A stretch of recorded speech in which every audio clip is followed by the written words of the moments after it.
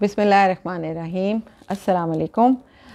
आज एक important topic discuss करेंगे हम। इम्पॉर्टेंट इसलिए है कि ये काफ़ी कॉमन है। बहुत बच्चे इस कंप्लेंट के साथ आउटडोर में लाए जाते हैं।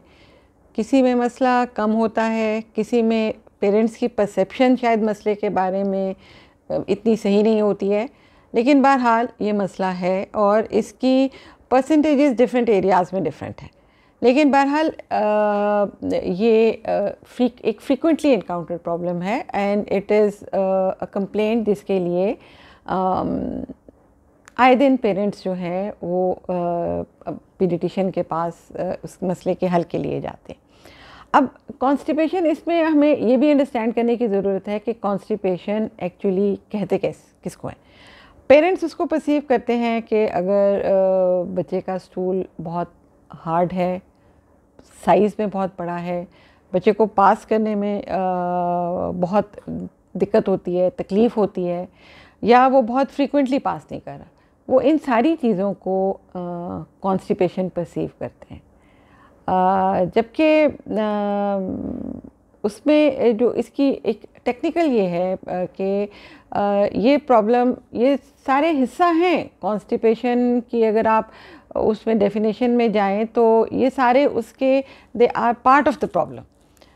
लेकिन उसमें ये प्रॉब्लम, इसकी ड्यूरेशन को आपको अंडरस्टैंड करने की ज़रूरत है। अगर यही सारे मसाइल, डिले है या डिफ़िकल्ट हो रहा है पास करना, और वो प्रॉब्लम 2 हफ्ते से ज़्यादा परसिस्ट करती है, तो फिर उस बच्चे में आप कॉन्स्टिपेशन को कंसिडर भी करेंगे और उसको फर्दर इवेलुएट करने के लिए फिर आप ज़ाहिर है फिर आप अपना प्लान कर लेते हैं कि आपने how you are going to go about it. Parents का खाली इंटरव्यू करना है, बच्चे को एग्ज़ामिन करना है, कुछ जैसे वो चीज़ें इवॉल्व होती हैं उसके हिसाब से फिर आप आगे चलते हैं।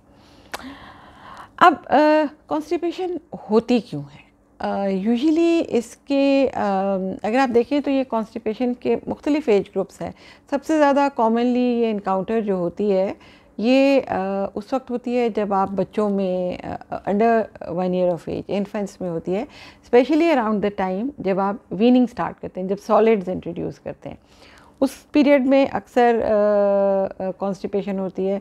फिर उसके बाद उसके लेटर एज ग्रुप में भी आ जाती है और इसमें बहुत सारा रोल होता है कि डाइट पैटर्न क्या है, उसके अलावा कुछ और फैक्टर्स भी ऑपरेट कर रहे होते हैं। और फिर एक लेटर एज, वो एडोलेसेंट एज ग्रुप है, उसमें फैक्टर्स फिर ज़रा फ़र्क हो जाते हैं। अभी जो हम ज़्यादा बात करेंगे वो छोटे बच्चों से रिलेटेड बात करेंगे।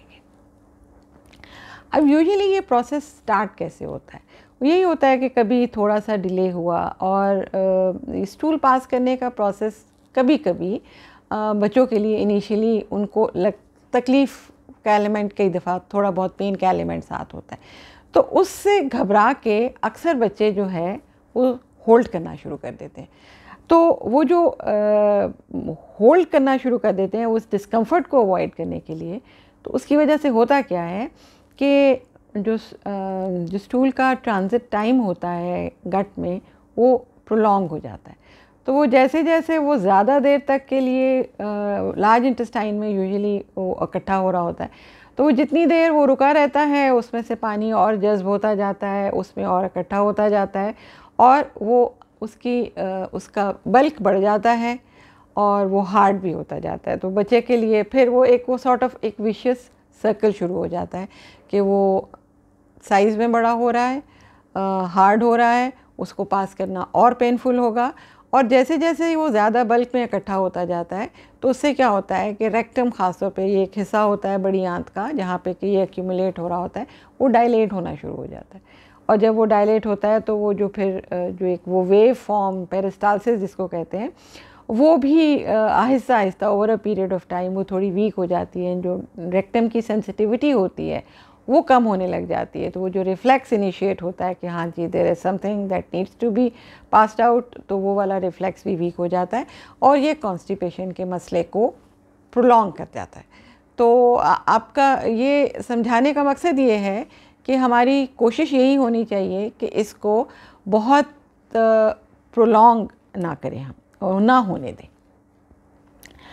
अच्छा, अब ये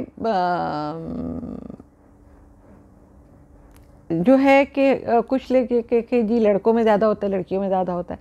बिफोर प्यूबर्टी लड़के लड़कियों में इसका इंसिडेंस यूजुअली बराबर ही होता है, लड़कों में लड़कियों में एक जैसा ही इंसिडेंस आ रहा होता है। लेकिन प्यूबर्टी के बाद लड़कियों में इसका इंसिडेंस रिलेटिवली ज़्यादा है।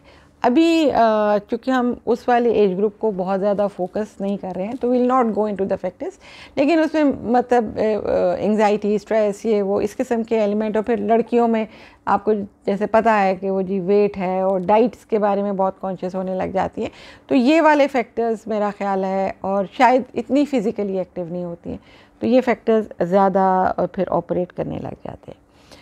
अच्छा, अब कॉन्स्टिपेशन को अंडरस्टैंड करना, फिर इसको मैनेज करना, उसमें चंद एक बातें जो इम्पॉर्टेंट हैं वो पेरेंट्स को एजुकेट करने की ज़रूरत होती है, क्योंकि जब तक पेरेंट्स फुली ऑन बोर्ड नहीं होंगे कि ये प्रॉब्लम हो क्यों रही है और इसकी ट्रीटमेंट, ये नहीं है कि आपने एक कोई शरबत दिया और एक गोली दी और वो कॉन्स्टिपेशन का मसला हल हो गया।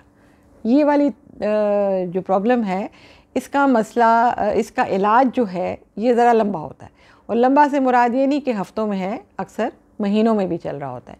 और इसमें जो बहुत इम्पॉर्टेंट बात है वो ये कि उसकी पीरियड उसके लंबा होने की वजह से अक्सर जो होता है, जो पेरेंट्स हैं वो दरमियान में छोड़ देते हैं इलाज।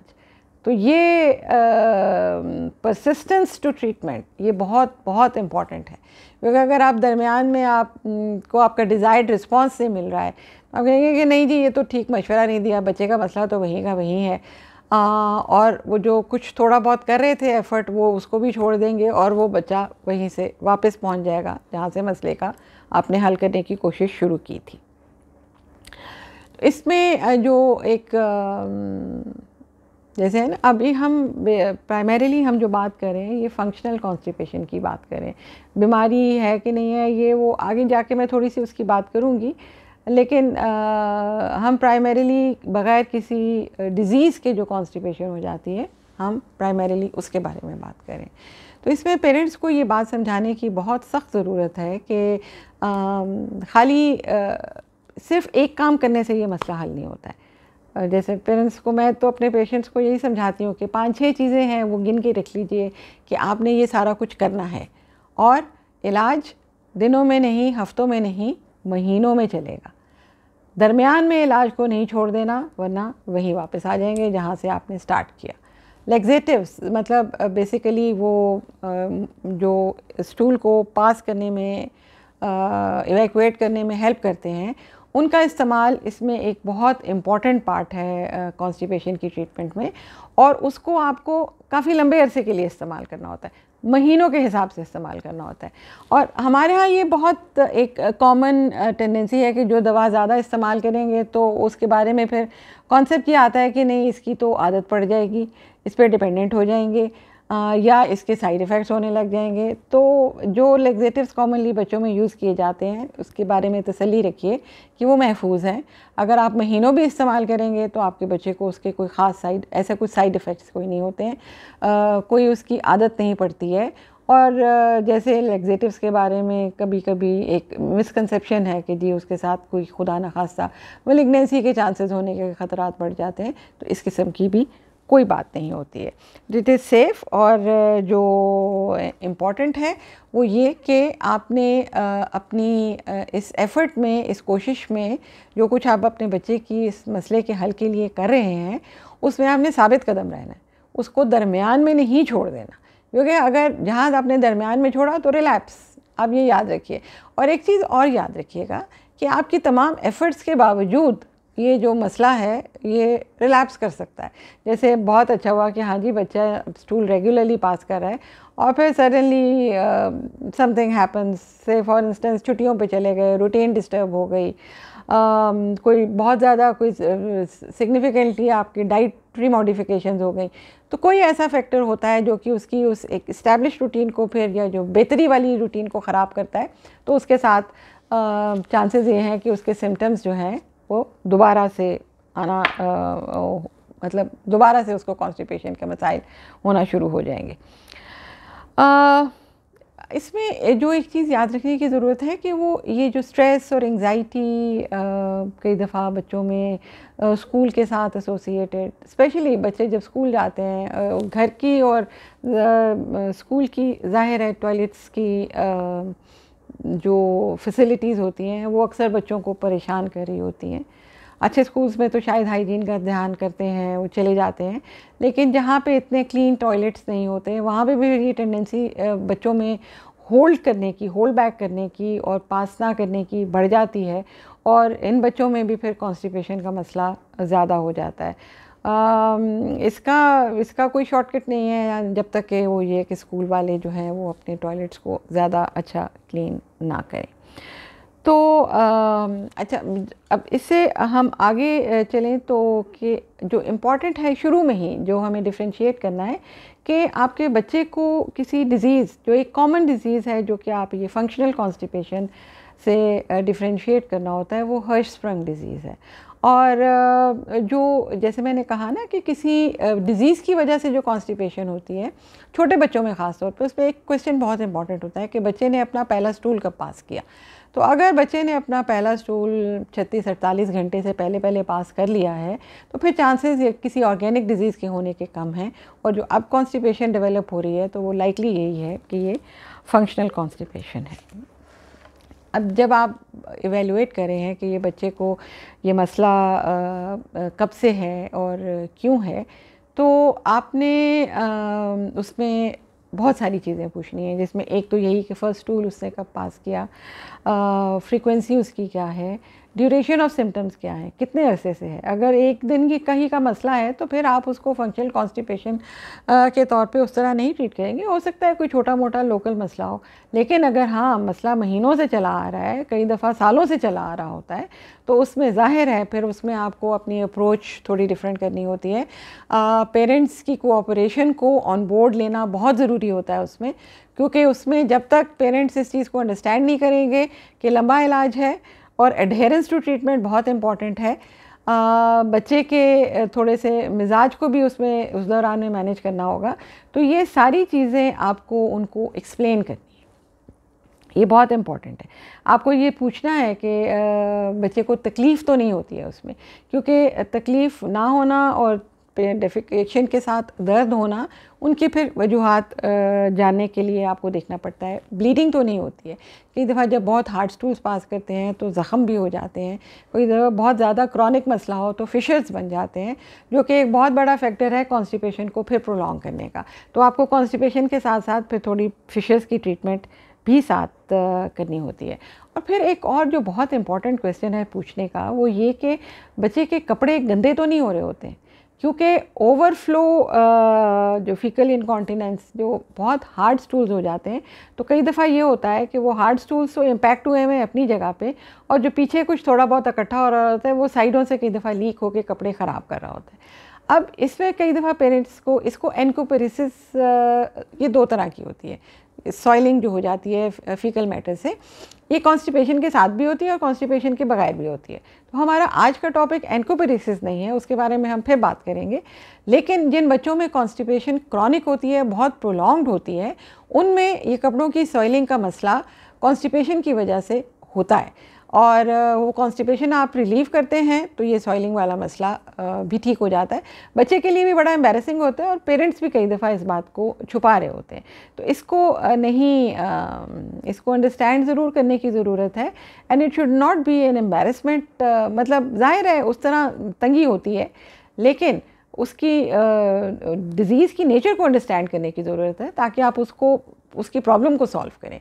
और बच्चे का एक बहुत बड़ा एक सॉर्ट ऑफ एक स्ट्रेस होता है जो ख़त्म हो जाएगा अगर उसकी कॉन्स्टिपेशन ठीक हो जाएगी। अब बच्चे जो है वो विदहोल्ड क्यों करते हैं? मैंने कहा ना कि अक्सर बच्चे उसको इस डेफिकेशन के प्रोसेस को, स्टूल पास करने के प्रोसेस को पेन के साथ एसोसिएट कर लेते हैं, और जब उन्हें होता है कि हाँ जब भी मैंने स्टूल पास करना है तो मुझे दर्द होगी, तो वो विदहोल्ड करने लग जाते हैं। अब आपको ये अंदाज़ा कैसे होता है कि जब होल्ड कर रहा है ना, अक्सर बच्चे उस वक्त स्क्वाट कर लेते हैं, पाँव के बल बैठ जाते हैं, या वो अपने पाँव बार बार क्रॉस करने लग जाते हैं। कुछ बच्चे अपनी माँ को पकड़ लेते हैं ज़ोर से, या किसी फर्नीचर की चीज़ को पकड़ लेते हैं और वो ज़ोर लगा रहे होते हैं। फिर कई बच्चे वो जो बहुत ज़ोर लगा रहे होते हैं, उनमें कहीं से फ्लशिंग, बहुत ज़्यादा फ्लशिंग, स्वेटिंग वगैरह, रोने लग जाएंगे, ठीक है। और फिर इसके अलावा एक और तरीका ये भी होता है कि कुछ बच्चे छुप जाते हैं, पर्दों के पीछे जाके छुप जाएंगे, सोफ़े के पीछे जाके छुप जाएंगे, वो छुप के फिर इस तरह का काम। तो इस तरह का कोई बिहेवियर आप देखें तो आपको अंडरस्टैंड कर लेना चाहिए कि बच्चा जो है वो वॉलंटरीली होल्ड कर रहा है, वो स्टूल को पास नहीं कर रहा। तो ये बच्चों में, और कॉन्स्टिपेशन डेवलप होने का मैंने आपको बताया ना कि इसके तो बच्चों में, छोटे बच्चों में ये यूजुअली उस वक्त हो रहा होता है कि जब वो आप उनकी डाइट में ट्रांजिशन आती है, वीनिंग के टाइम पे होती है। और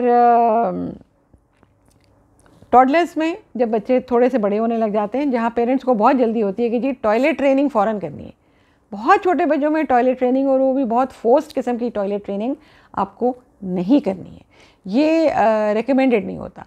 इसका स्ट्रेस जो होता है वो कई दफ़ा बच्चों में ये विद होल्डिंग बिहेवियर जो है, इसको भी बहुत ज़्यादा वो उसमें वो बच्चे ज़्यादा करने लग जाते हैं, विद होल्ड करने लग जाते हैं, और फिर जाहिर है वो एक पूरा विशियस सर्कल शुरू हो जाता है। रोकेंगे, सख्त होगा, हार्ड होगा, पेनफुल होगा, वो मज़ीद रोकेंगे, गट डायलेट होना शुरू हो जाएगा, और वो प्रोसेस जो है वो मतलब ये मसला क्रॉनिक होता जाएगा। तो जैसे मैंने आपको बताया था, फिर स्कूल गोइंग बच्चों में टॉयलेट्स क्लीन नहीं होते, उसकी वजह से वो करने लग जाते हैं। फिर उसके अलावा जो एक बहुत इंपॉर्टेंट फैक्टर है, हमारी बैलेंस डाइट नहीं होती। बच्चों को एक ही तरह की चीज़, जब बच्चे सॉलिड नहीं खा रहे हैं, पिकी ईटर है, वो दूध ही ज़्यादा पीते हैं, वो दूध ही पिलाए जाते हैं, सॉलिड फाइबर उसकी डाइट में है ही नहीं। तो एक lack of fibre in the diet ये बहुत। और फिर जंक फूड बहुत ज़्यादा खाते हैं, जंक फूड खा रहे हैं, उनमें कोई फाइबर नहीं है, उनकी कोई न्यूट्रिशनल वैल्यू नहीं है। तो बच्चा दो तरह से सफ़र कर रहा होता है, एक तो लैक ऑफ फाइबर से सफ़र कर रहा होता है, कॉन्स्टिपेशन होने लग जाती है, और उसकी जो कुछ खा रहा है उसकी कोई ख़ास न्यूट्रिशनल वैल्यू भी नहीं है। उसके अलावा अगर हम पानी की इंटेक, क्लियर फ्लूइड्स की इंटेक अगर कम है, और जैसे आजकल का मौसम है, सर्दी है, आप पता करें तो वो पता चलेगा कि जो बच्चे ने पूरे दिन में शायद आधा गिलास पानी भी नहीं पिया। तो ये भी एक चीज़, जिन बच्चों में कॉन्स्टिपेशन का मसला होता है, उसमें आपको इंश्योर करना होता है कि बच्चे रेगुलरली पानी की इंटेक, मतलब वो कि जी दूध पी लिया था उसने, ये कर लिया था, लेकिन पानी नहीं पिला रहे। तो ये आपको इसमें फिर ये ज़रूर इसके बारे में इंक्वायर करना है कि बच्चे की पानी की इंटेक किस तरह की, ठीक है। अब इसका नेक्स्ट सेक्शन मैं अगली वीडियो में करूँगी, क्योंकि ये फिर बहुत ज़्यादा हो जाता है। तो नेक्स्ट में फिर मैं आपको बताऊँगी कि आपने इसको मैनेज कैसे करना है। ओके, अल्लाह हाफ़िज़।